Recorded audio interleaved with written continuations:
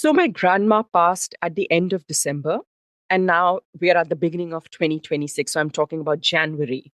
And this is 1.5 years since Hachi passed, 1.5 years of just going through this entire cycle. So now we are at the beginning of 2026, January.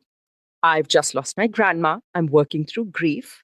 And I'm also living in this new identity that has been given to me. Now, here's what happened. Remember, I said that there was more? Hmm. Here's how I discovered the more. So one day, a friend of mine, she had been given like a 2 week notice from her job. She was about to be fired. She was about to be let go. And she called me up and she said that, oh, can I just come home for a coffee? Now, she was a friend, but not a close friend. Okay. And somehow she said that you're the only one who came to my mind who I wanted to talk to at that point. She was very low. So she came home. I made some coffee. We were sitting at the dining table. She was sitting across from me. And she's telling me all about, what's going on in her work and the conversation with her manager. She's sharing how she's feeling. And I start feeling things. Suddenly, as she's talking, I start getting messages and visions. Now, she already knew about my spiritual ability. She knew, all of these communications that I could do. So I was able to just stop her midway when I was getting those visions. I was just able to just stop her midway. And I just started sharing what I was receiving for her for her. I was being told about the toxicness, how toxic her workplace was, what was happening behind her back, and also what would happen next in her career. And then I was shown scenes of what she needed to focus on and what she needed to do to move forward personally and professionally. Now, when I told her what I was seeing, it just matched everything that was part of her life. And because she was not such a close friend of mine, these were things I didn't know about her.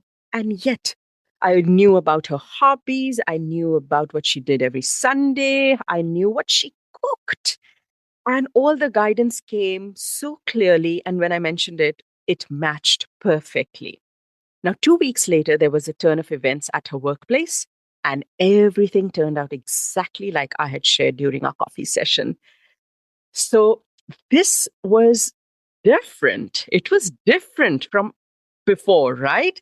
What occurred to me was that this wasn't a specific spirit communication. In the past, I had spoken to someone's father, mother, grandmother, grandfather, but this wasn't a specific spirit communication. I mean, my friend was sitting there, she's sharing something, and I started receiving guidance and prediction of her life ahead, which meant that I wasn't just a medium, right? Now, this was really coming to me. I wasn't just a medium. There was more.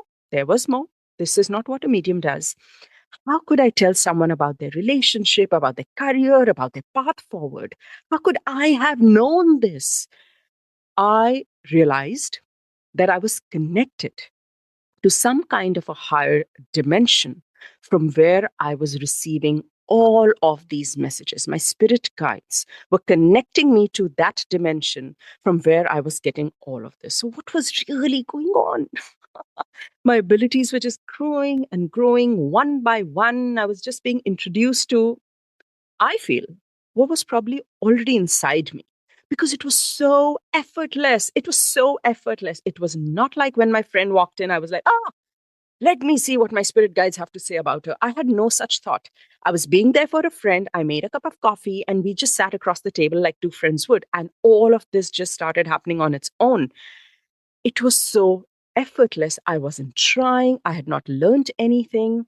And it was as if there were these layers inside of me that already existed and they were just unfolding one by one, and kind of also as proving to me that, hey, do you know that you can do this? Hey, do you know that you have this inside you? Hey, time for the next chapter. Like it's as if we have all of these things inside ourselves and we don't know. We don't know. And pay attention to this when it happens to you, because if you ever feel like, oh wow, I could do this so easily, and I didn't even have to try too hard, or I didn't have to go learn this, and it just comes natural to me, boss, it means that it was already inside you. You already hold that capacity, capability, ability, talent, intuition, whatever it is. So when all of this was happening, I was like, okay, this, I'm definitely not a medium. There is something more that is happening here. And then it happened. It happened. My guides, they called me into a deep meditation. So I was told that this was not one of my usual meditations. I was actually called and told to set this meditation up as a ritual. And this was a ritual with elements of nature. So it wasn't like something bizarre or strange, but it was really elements of nature, earth, fire, water, air, you know. I had no idea. Now, I had no idea, and I didn't need to either. That's what I realized, because I was guided exactly how to set it up. I was taken through it. And while I was in this ritual, I'm taken through these meditations, I'm being told all of these things, it was finally revealed. This whole thing was finally unraveled, unfolded, and that chapter of the book was opened, where what this whole awakening was about and who I was being guided to become was finally told to me. So here's what I was told. I was told that everything, everything up until that point was curated. Like everything up until 40 years of my life was curated. I was meant to leave architecture, and then I was meant to be a food photographer, and then I was meant to move away from that too. Because from the beginning, my path was always spiritual. And from the beginning, it was meant to be exactly like it was. I, from the beginning, was meant to heal others. And when I looked back, it actually made sense. From the start, I had always been that go to friend, that understanding family member, the one that always gives, the one who is always there for others. Even on social media, I realized that no matter what I wrote, my tone was always positive. And I didn't have to try. I wasn't trying to be someone. It was just the way I was. I was always positive. I wanted to uplift everybody. And in a way, I wanted to heal others because of what I had gone through. And so it made so much sense. This was all part of me all the time. And there was something that was unfolding throughout the last 40 years. I connected the dots. And then came the big revelation. Okay. Are you ready for it? Are you ready to hear? Are you ready to hear what they said? So, my guide said that yes, I was on a spiritual path. Yes, there was healing and awakening, but that wasn't the only thing that was to happen. There was more. I had been chosen to be a shaman. A shaman. Now, I'm not sure that all of you know, but if you do know what is a shaman, then you might understand this whole thing must be making sense in you also right now. But if you don't know what is a shaman, well, shamans are the oldest spiritual healers that have existed in the world, like from beyond and before time. But the way they heal is very different. The way they heal others is by connecting the 3D human world to the spirit world. They are connectors in between the two worlds. They heal emotions, they also kind of heal illnesses. They connect to all spirits, humans, animals, plants, trees. And when I say all spirits, it also means living and departed. I was able to speak to birds. I could feel the energy of the trees. I had little flowers that would have messages for me. And I always wondered, what was this? What was this? And when I was told I'm a shaman, it just made so much sense. Basically, shamans, they heal through their ability to reach spirit realms that cannot ordinarily be reached by humans. I mean, their consciousness is such that they can retrieve information from those higher dimensions to offer guidance to others. And they are basically a bridge. They are a bridge between the spirit and the human world. That's that just makes so much sense. Everything that happened with my friend, everything that I have gone through. Gosh. Now the one thing about shamans is that no one can become a shaman on their own. That's that's just like one cannot decide that, oh, I'm going to wake up today and now today I shall train myself or I should learn how to become a shaman. No one can become a shaman on their own. One cannot wake up and decide to become a shaman just by training under somebody, maybe training under a mentor or reading a lot about them, reading a lot of books, or even meditating endlessly. You cannot become a shaman. Maybe you can develop psychic abilities. Maybe you can reach a certain level of connecting to your consciousness through all of this. But there is only one way to become a true shaman, and that is not decided by you. It is actually decided by the spirit guides themselves. They choose, they pick, they train, they guide. Wow. Now it makes even more sense. Everything where I said that I was being, held down and I had no choice but to go through this, that I was on that surgery table where my body was bare open and I just had to surrender and let this happen because I had been chosen. And when you are chosen, you have to go through this. It is not for you to decide whether or not you want to heal yourself, whether or not you want to go through that fire. I was made to go through that fire because I was chosen. But I was not told at that time. I was told 1.5 years later that that is the path that had been given to me. And when I was told this, like, it just made so much sense because I never had to try. I kept telling you, right? It felt so effortless. It felt so effortless. Like being able to connect to spirits was so effortless for me. That connection, oh gosh, that was unexplainable. How could I just be sitting and, be talking to a spirit? This path of shamanism, it can only be blessed by the spirits themselves.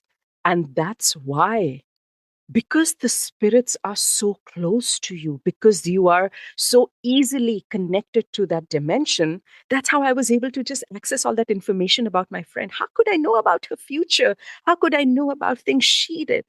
All right. And I felt like even for my Nani, who was still alive, now that made sense as well. She was in a coma, but she was still alive. I mean, she hadn't left and she was communicating with me. So as a shaman, I can speak to any soul, even your soul, you sitting there and me sitting here, anyone living. I can connect to your soul and I can find your deepest realities, even things that you might not know yourself. And that's what allows me to be a healer because I can see wounds and I can see depths that my guides give me access to. Now, shamans, they don't move in groups. And that's why all that isolation, that makes sense. You have to be a bit in isolation to be able to reach that consciousness, to be able to receive all that information, or to be able to connect. You have to have silence inside your body. You have to have silence inside your mind. You have to have the space to receive. And because we are receiving all our spiritual strength, all our knowledge is from the spirit guides. Every shaman only receives information directly from their spirit guides and not from their own ego, not from their own opinions. It does not happen. In fact, every shaman performs differently as well because spirit guides, it's not coming from a book, right? It's not like I opened a book and it's like a hello, 101 shaman 101. It's not that. It's basically being taught to me directly from the source. So I will be different. Every shaman is different and it is specific to what is taught to them. So many of my chantings, many of my body movements, many of my rituals, they may look different to other shamans. And honestly, I don't even know them. I'm just guided on the spot to go through it and it works because I'm connected. Okay. It's connected. So I have to tell you, there was another incident that had happened. And when I was told that I had been chosen to be a shaman, it made so much sense. I have to tell you this. So we have a full-time helper at home. Okay, she lives with us and she does all our housework, and she's been with us for like 5 years running now. And ever since she came to our home, she had always complained of migraine, that she has lived with migraine her whole life. And her migraine was pretty serious. Like she would forget to do house chores. She would sometimes even forget to cook our meals. And so her headaches were really out of control. Okay. Somehow, a few months ago, I was guided. I was guided. I was told that I need to perform a simple ritual for her. And I went to her, and there were specific chantings that were told to me. And as I was performing the ritual, those chantings just started coming out of my mouth. It was not like I knew them from before. It was not like I was trying. It was just coming. The movements, the ritual, everything was being told to me on the spot. So I did that whole thing. I did all the chantings. And then I closed my eyes and I had a vision. I was given a vision of an item, of something in her room that was bringing her very bad energy. And with that, I saw a man's face. So I asked her, because she knows this about me as well. So I asked her that, is there a man in your life who has been giving you trouble? And she told me that her husband, who obviously doesn't live in Singapore, he lives in her home country, but he has not been a good husband from the start. And he troubles her a lot, asks her for a lot of money, and basically he mistreats her. And many, many years ago. So I was like, okay, so this man sounds like your husband. And then I was given a confirmation from my guides. Yes, that's the man. Okay. And then I asked her, is there something in your room that he gave you that is still there? And she's like, no, my husband never gave me anything. He's never given me anything. And then she's like, oh yeah, oh yeah, oh yeah. And then she remembers and she's like, yes, he gave me a sarong. Okay. A sarong. Sarong is like a skirt that we wear here in Southeast Asia. A sarong. He gave her a sarong many years ago. And she sometimes just uses it as a sheet on herself at night. If she feels cold, she'll just put on a light sheet and it's that sarong. And immediately I was like, you need to get rid of that sarong if you're okay. And she's like, oh, yes, ma'am. And she immediately went to her room and she threw it down the trash chute. She just immediately threw away that sarong from her room. 5 months now, I think it's been 5 or 6 months now, the woman has not had a single headache episode. Can you believe it? In fact, the next day she came running to my room in the morning and she's like, ma'am, I feel like a new person. I feel like I've never felt like this before. I said, really? I was surprised. I was like, well, okay. And then she's like, yeah, ma'am. And she was looking fresh. Her face was glowing brighter. And with each day, it got brighter. Her eyes began to look different. And 5 months now, haha, no migraine.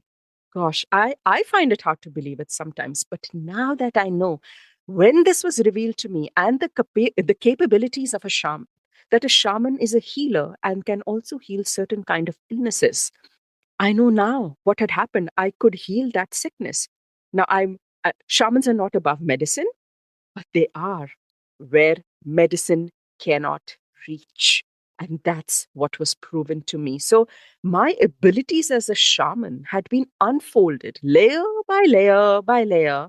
And it was before I was told that you have been chosen to be a shaman so that I understand it better. I don't, if I had been told from the beginning that you are a shaman, I would have expectations or I would try hard, maybe from a place of ego, from a place of, oh, I need to be a shaman, so I must know how to do this.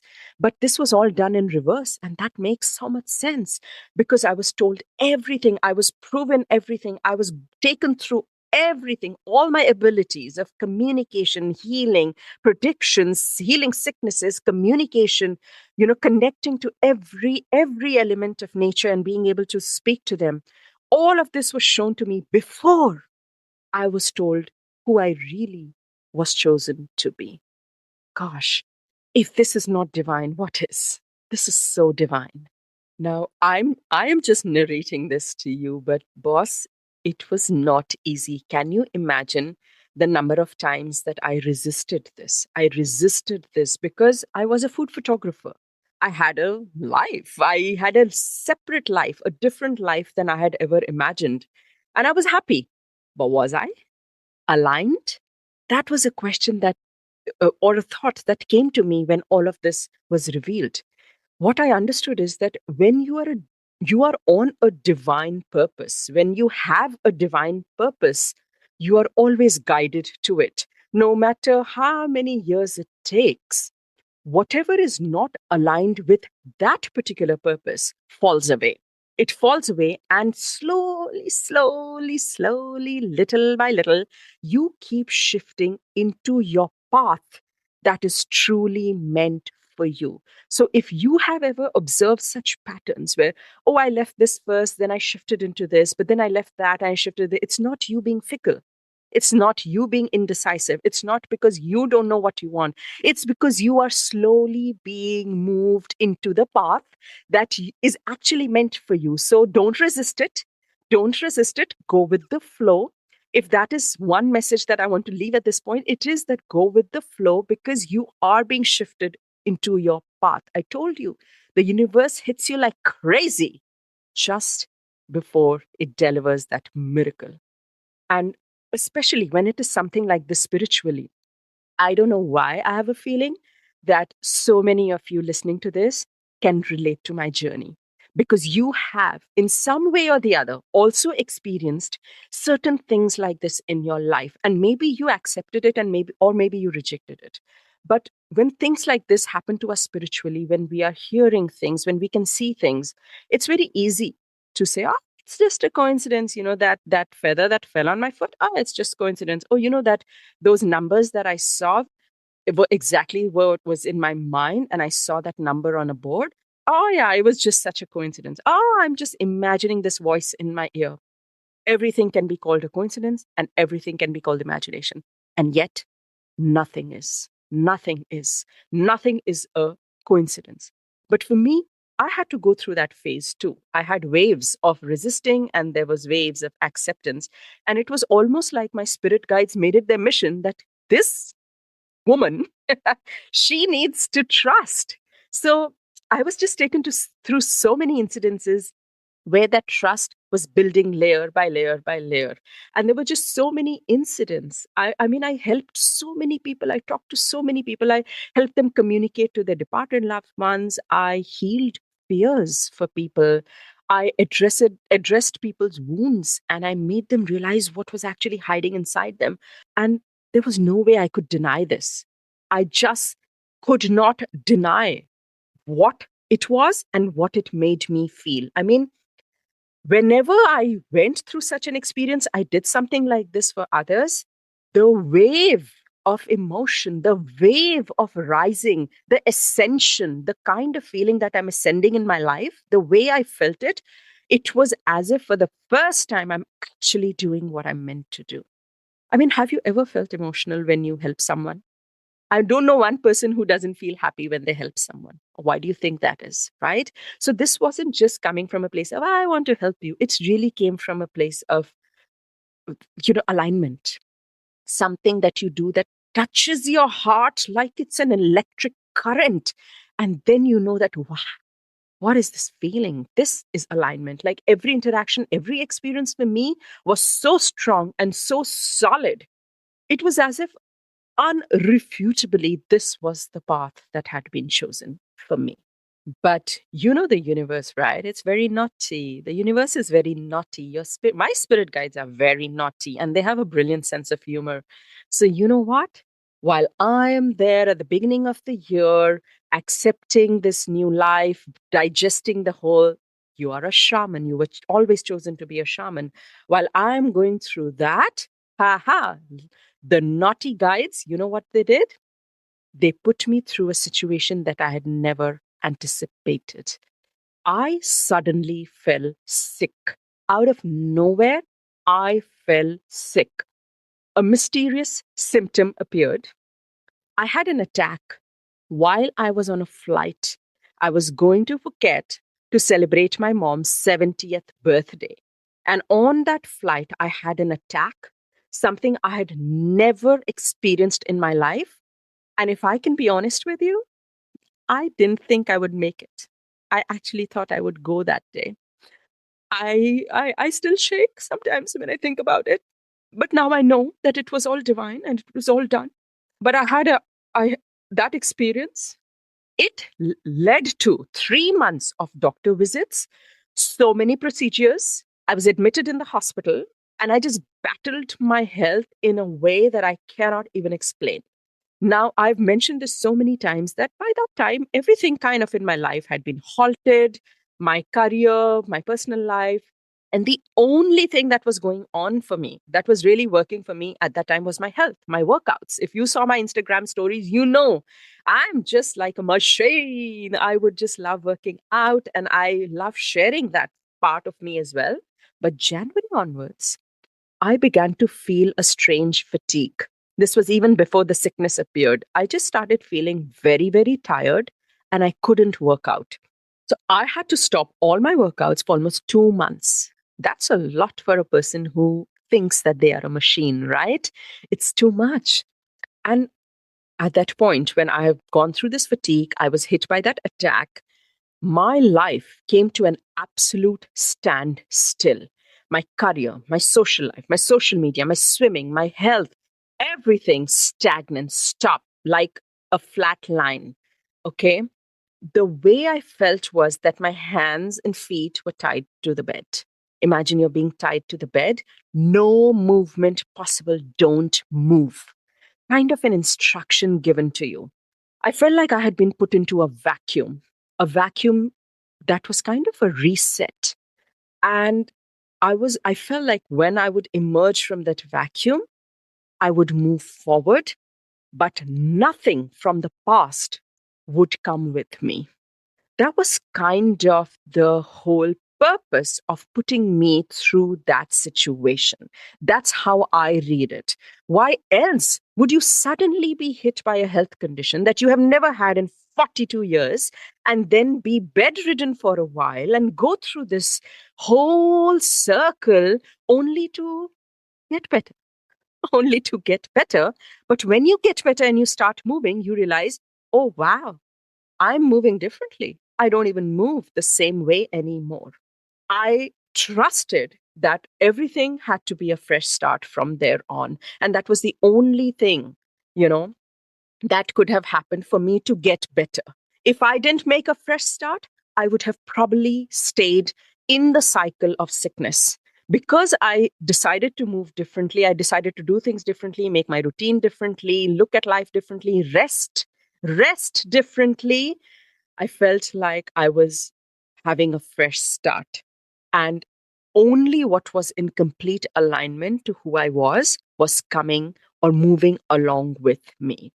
I felt like at that point, after going through that vacuum, when I had stepped out, I was done rejecting. I was done fighting, questioning, doubting, So this vacuum had made me surrender completely.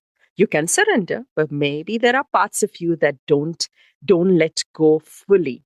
I at that point just like put my hands out and imagine that you're just like let life take its course. No pushing, no forcing, no fighting, no trying either because it was useless. Basically, it was useless. Everything was being worked out for me in a way that it was supposed to, so that I didn't need to do anything. I didn't have to do anything. And you know what surprised me was how blissful this surrendering could be. I had never surrendered in my life. I was a very tight person. I always looked at success and ambition and hustling and life um, as a in a very masculine way of action and fight and rush for your goals and do things. And surrendering was not something that came naturally to me, but to surrender completely, where you have nothing in your life and yet you're the happiest. So that's what I felt. I felt the happiest with where I was in life. I wasn't chasing anything. I was just living each day, being secure, content, and just knowing that my best life was being brewed. I mean, you have to live in certain faith, right? I had nothing going for me. Nothing. Nothing. I wasn't even making any money. My business was shut. I had nothing going for me. And yet I had no fear. and I was the happiest. Now, was that is complete surrender. And that is where I started overcoming my sickness, moving differently, and falling into my soul purpose. Now, April of 2026, which is quite recent, I was able to slowly pick up my workouts and my health condition kind of stabilized. I was still under observation by the doctor, but I also realized that a lot of this was timed according to the declaration of me being a shaman and my acceptance of it. Accepting my role as a shaman was also not easy, right? As knowing that now you're a healer, you're a connector between the human spirit world. It takes some time to digest this kind of information. It's not like you just walk around, because if you walk around saying, oh, yeah, that's what I am now, that's ego. That's ego.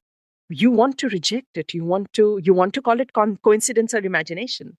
But over the past few months, every cell of my body accepted it, not from ego, but from purpose. And I realized that the more I accepted it, the more I healed myself. My sicknesses got better, and I got moving again with better health. I was moving differently though. Like I like my I like my isolation, if I may say so. I like my quiet life, and my social circle completely changed. It's actually the universe created this social circle for me. It was, I don't chase friends, I don't seek friendships. I sit and I just be. And there were people who just became my friends out of nowhere. They suddenly got talking, and then we developed a bond and we just became friends. And why I allowed and I trusted this was because I knew that the universe had taken away people who were no longer meant to be in my life. So if there were new people coming in, I trusted that the universe had brought them, that my spirit guides had brought them into my life. And you know what? Turns out, like I had shared my truth of being this healer, this spiritual person, being able to connect to souls and other dimensions, to with all of them, all those new people who came into my life, I was able to openly share with them without any fear of judgment. And guess what? Guess what? They accepted me fully without a blink. And they were all in some way connected spiritually as well. Like they had faith in the spirit world. So when I told them this thing, they didn't roll their eyes and think, what's up with you, woman? They were like, wow, that's amazing. And they felt even more connected to me. There was no stigma around it. And in fact, I ended up doing healing and communication sessions for all of them, for all of them. And boss, why I think that this was all a divine intervention is because when I did sessions with them, they went and told their friends. And well, what happened next? Their friends came to me and they wanted sessions. And so I started doing this professionally. And I know that some of you tuning in today, I have done sessions for you too. We have been in contact and I've told you about this, and we have had sessions, and you know who you are, right? So now, boss, over the last few months, I have been a professional shaman and I have been helping and healing those around in my circle. I really feel like, these 2 years, they took me through death and rebirth simultaneously. The death of a version of me that I had created for myself in the last 40 years, and the rebirth of a version that the divine or the spirits chose for me out of alignment and out of purpose. You see, most people, they just live their lives embracing roles, identities that they know aren't truly them because it's safe, it's familiar. I mean, this is all high risk, right? I was really risking everything, but I, ha- I, I, I didn't have a choice. And sometimes we don't have a choice. Really, if you have experienced this, you will also know. Like, if I had a choice, I would have probably pulled back, but I was not allowed to. And when you are living a role and identity that you know in your heart isn't truly you, but you stay in it, you know kind of out of familiarity or out of safety or just the fear of risk. I mean, it's, it inside your body. Actually, those are identities that are shaped by ego. or circumstances or expectations of the world, and sometimes our own ambitions. Like many things I did in the past was out of my own ambition, an identity I created out of my own ambition. But, but there is an identity that our soul carries. You know, when we are born, we have a soul that carries a true identity that lies inside us. And sometimes we turn down that identity, we turn down that calling, we suppress it, we say it's impractical, we think it's too wild, it's too much, it's our whim, our fancy, our imagination, but there is always a loud voice and a soft voice inside us. Now, that loud voice is our fear. We know that. But have you ever paid attention to that soft voice that is just in the background? It's actually our purpose, our soul that is speaking to us. And it's always giving us hints. It's always tugging at our heart. It's just how we choose to respond to it. So for me, like just from finding Hachi reincarnated as Nora, or to leaving alcohol at the drop of a hat, or to shifting away from photography, to becoming a person I didn't know was inside of me. I resisted, but I listened to that soft voice. I questioned, but I embraced. Has it taken me courage to be here, to share all this with you? Of course, of course. I mean, did I have to face judgment? Did I have to face resistance from my closest people to pursue this path? Of course, I had to. It was a fight, it was an inner struggle, it was not just others, but fighting myself as well. But the truth is that we are all here for a purpose. And when we find it, the path clears by itself. The strength just shows up by itself, the judgment, the noise, it doesn't matter anymore because our heart becomes so secure. I told you, right? That electric current that we begin to feel, our heart becomes so secure and our mind becomes so steady. Our complete nervous system recalibrates and it relaxes because it recognizes that we are in complete alignment to our soul purpose and our soul identity. If you have ever heard this soft voice, okay, here's my sincere request. After hearing all of this, really, this is what I want to say to you. If you have ever heard that soft voice inside yourself, don't ignore it. Just to keep your face, to keep the face in front of people or to be in your ego, don't ignore it. Your purpose will always find you and it will try to surface several times in life, several times. And when it does, all you have to do is give it a fair chance. That's all you have to do. And that's all that I have done as well. So here I am, beginning my new life, sharing every detail in its rawness with you. You have known me as a food photographer, and now you know me in this new life as well. I hope that one, this series of episodes reintroduces me to you. Now, you know why I said that, right? I have reintroduced myself to you in my new identity, in my soul purpose today.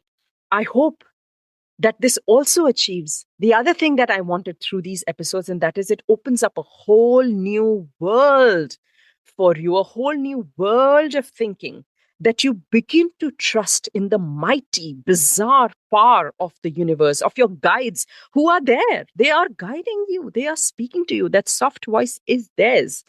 And the next time that you are in this nothing makes sense kind of place, you have the faith that you have been hit by the universe. And this only happens when it's preparing you for a miracle, no matter how long it takes. It took 42 years for me. And now I know everything, every single thing was curated. Every sequence of event was to turn out exactly like it was meant to, only to bring me here to this point. I hope that you trust, you have the faith, you listen to that voice. And these episodes were not easy for me to share this, and you can understand why. Okay. So tell me your thoughts, share your thoughts with me. Tell me if you have been through a similar experience and you have any questions about mine. I'm so open to sharing and so happy to share anything more that you would want to know about my life and my journey, you can email me on hello@myfoodlens.com or DM me on Instagram at Dhyutama_myfoodlens. If you're on Spotify, you can also leave a comment here. Okay? With that, boss, until next time, bye bye.